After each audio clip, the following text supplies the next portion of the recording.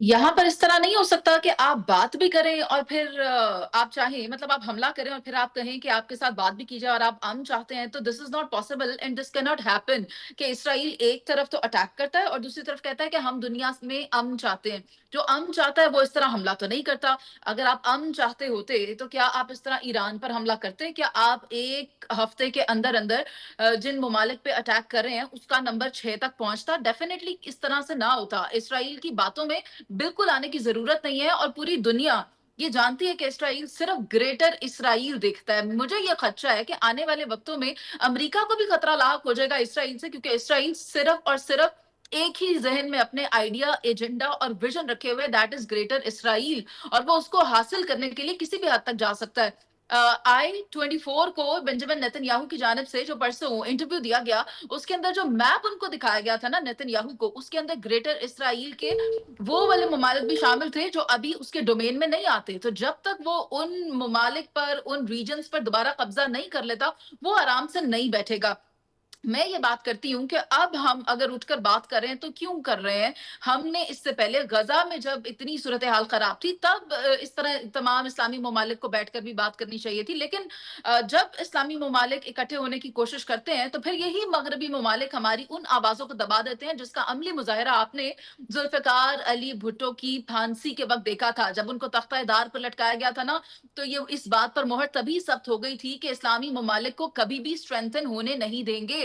और उन ममालिक जिनके ऊपर इसराइल ने अटैक किया और उनके अंदर रिजीम चेंज की साजिश की, ये सब इसराइल की कार्रवाइयों का मुंह बोलता सबूत है। लेकिन मैं ये कहना चाहती हूँ कि वो फौज जो सऊदी अरब की जानिब से बनाई गई इस्लामी इत्तेहाद फौज, उसका इस्तेमाल कब करना है? वो फौज जो कि पाकिस्तान के साबिक आर्मी चीफ जनरल राहील शरीफ की क़यादत में मौजूद है, उसको इस्तेमाल करने का वक्त आ चुका है। और पाकिस्तान वो ठीक है। मुल्क है जो ये सब कुछ लीड कर सकता है, लेकिन उसके लिए इसका जो हेडक्वार्टर है अगर वो रावलपिंडी में बनाया जाता है तो फिर ये ज्यादा बेहतर होगा। ना ठीक है। सिर्फ इतना बल्कि एयर बेसिस भी दी जानी चाहिए पाकिस्तान को उन तमाम ममालिक में, इस्लामी ममालिक में, मिडल ईस्ट कंट्रीज में, ताकि इस्लामी ममालिक का जो अमन है वो किसी तरह भी दागदार ना हो सके, उसे ठीक है। बचाया जा सके।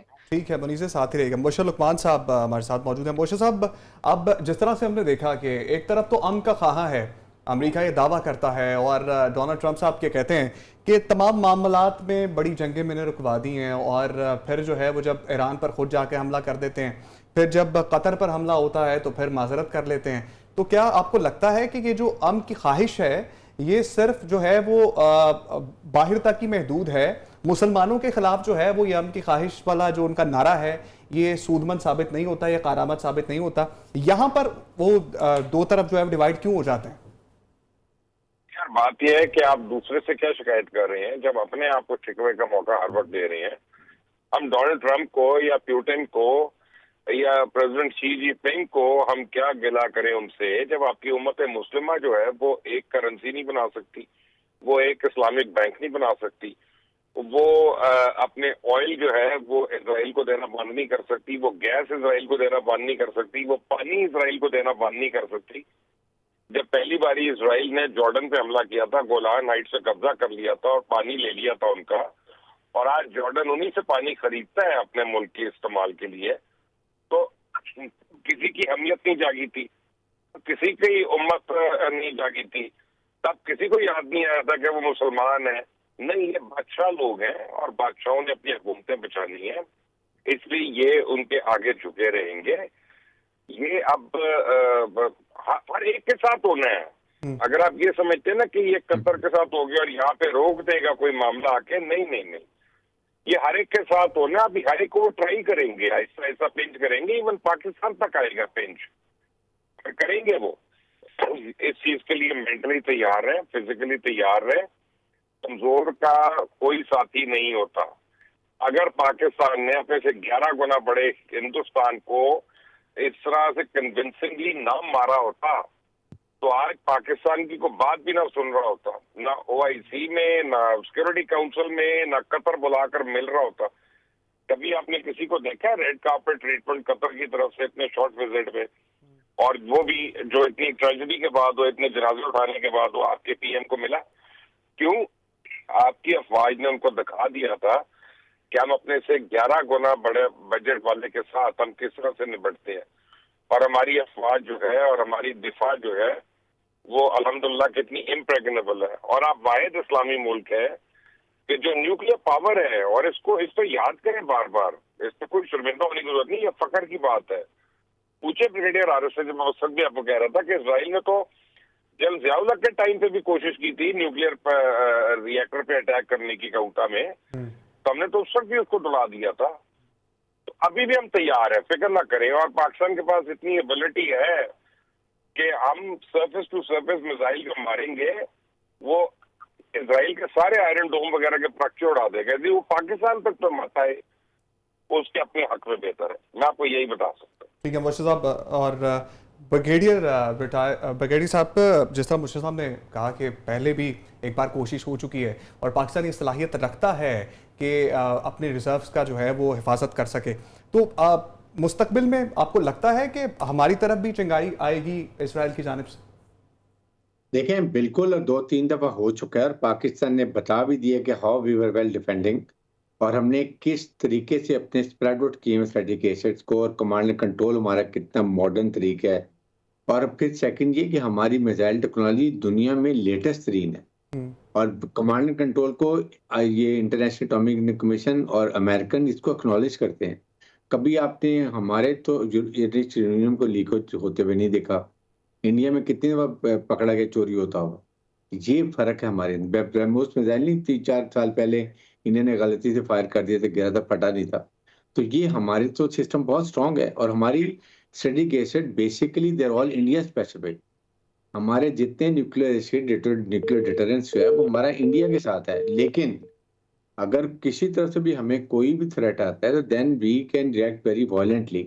پاکستان کی سلامتی بقا کے لیے ہماری مسلح افواج آلویز ریڈی، اور اس پہ کوئی کمپرومائز نہیں. بات کر رہے ہیں سیلاب کی تباہ کاریوں کی، تو پنجاب میں حالیہ سیلاب سے 4.3% زرعی رقبہ متاثر ہوا ہے، جبکہ 13 لاکھ ایکڑ زمین زیر آب آ گئی ہے. اور پنجاب میں سیلاب کے باعث مختلف احاطات میں اموات 100 سے تجاوز کر گئی ہیں.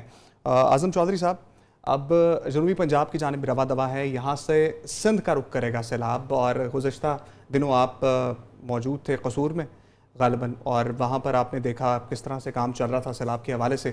مطمئن ہیں جو اقدامات کیے جا رہے ہیں پنجاب گورنمنٹ کی جانب سے اور انتظامیہ کی جانب سے، جو پرائیویٹ ادارے کام کر رہے ہیں، کس طرح سے کام ہو رہا ہے سیلاب کے حوالے سے وہاں پر؟ اچھا عمر، یہ پہلے تو آپ نے جو 4.3% کا ہے نا رقبہ متاثر ہوا ہے، یہ گورنمنٹ کے جو اپنی فگرز ہیں اس کے مطابق تقریباً 23 لاکھ ایکڑ ہمارا جو زرعی رقبہ ہے وہ متاثر ہوا ہے. جو کسان اتحاد ہے وہ کلیم کر رہا ہے کہ 35 لاکھ ایکڑ رقبہ جو ہے وہ سیلاب سے متاثر ہوا ہے. یہ زرعی رقبے کی بات کر رہے ہیں جہاں پہ ہماری کاشتکاری ہوتی ہے. اچھا، یہ بہت بڑا فگر ہے اگر آپ اس پوائنٹ. دوسرا یہ ہے، قصور میں جب دریائے ستلج پاکستان میں انٹر ہوتا ہے تو دونوں طرف، ایک طرف فیروزپور ہے انڈیا کا شہر، ایک طرف قصور ہے.